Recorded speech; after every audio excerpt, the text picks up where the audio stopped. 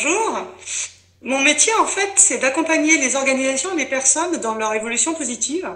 Et dans ce métier, l'une de mes qualifications, c'est d'être coach professionnel. Alors, vous êtes formé à l'hypnose humaniste. Comment est-ce que vous définiriez cette pratique? Pour moi, l'hypnose humaniste, c'est un état de conscience particulier. Euh, c'est un travail en état de conscience modifié, comme toutes les formes d'hypnose. Elle a ceci de particulier qu'elle est en état de conscience augmenté. Petit cocorico, hein, je précise souvent aussi que c'est un courant français d'hypnose, dite en ouverture de conscience, qui a été développé par Olivier Lequert et Patricia D'Angeli.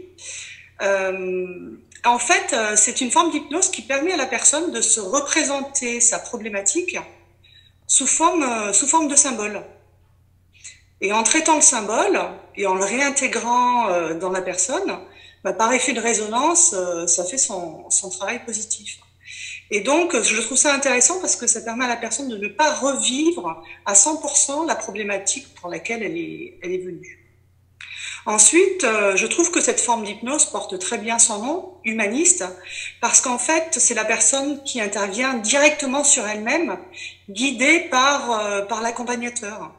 Et pour moi, c'est une garantie d'autonomie et, euh, et c'est assez rassurant pour les personnes qui ont, dans la plupart du temps, peur d'une relative perte de contrôle.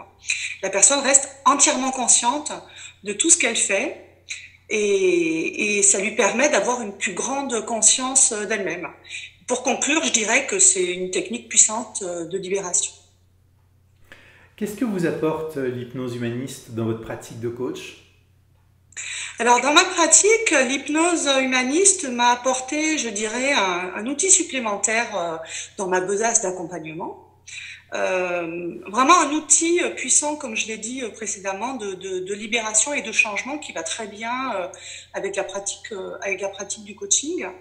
Ça me permet d'aller plus loin dans l'accompagnement, en fait, et de développer ma propre technique qui est l'hypno-coaching. Euh, et évidemment, j'accompagne les personnes plus loin dans leurs problématiques, notamment sur des problématiques qui relèveraient pas à 100% du coaching, hein, avec leur accord, bien entendu. Donc, du coup, ça m'a apporté beaucoup plus de profondeur dans ma pratique. Euh, et puis, sans même pratiquer l'hypnose, ça m'a apporté de la créativité dans mon métier de coach aussi. Parler sous forme de symboles, de prêter plus attention à la symbolique des choses, hein. Voilà. Et donc, justement, dans votre besace, vous avez plusieurs outils. Comment est-ce que vous articulez l'hypnose humaniste avec les autres outils que vous pratiquez? Je dirais que c'est comme tout l'accompagnement que j'apporte, c'est du sur-mesure.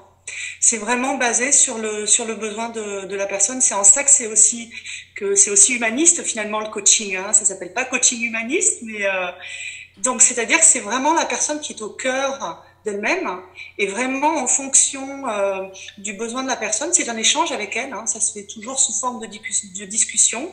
C'est vraiment basé sur ma connaissance de chacun des outils, sur l'intuition, le feeling que je vais avoir avec cette personne, et ça se conclut toujours par un échange pour savoir effectivement si la personne a envie d'aller plus loin. Et pour finir, qu'est-ce que vous avez pensé de votre formation avec Catherine Bettenau? J'ai beaucoup aimé pour plusieurs raisons. Alors, peut-être que je le précise, mais pour moi, c'était une revisite de formation. J'ai eu cette envie, ce besoin, comme c'est très dense et très riche en informations, j'ai eu besoin d'aller encore plus loin et de revisiter avec Catherine. Alors moi, ce que j'ai beaucoup apprécié, c'est un groupe à taille humaine, moins de 20 personnes, qui favorise vraiment la communication et l'interaction. Ça, j'ai beaucoup apprécié. Ce que j'ai aimé aussi, et là je vais plus parler de la pratique et l'approche de Catherine, c'est une approche très pragmatique, pratico-pratique, que je qualifierais les mains dans la pâte ou les mains dans le cambouis. C'est vraiment, c'est du live, en plus avec des démonstrations où on se sent très très proche du fait du petit nombre de personnes dans le groupe. J'ai beaucoup aimé aussi le partage d'expériences couplé avec toujours la théorie et puis une grande disponibilité de sa part.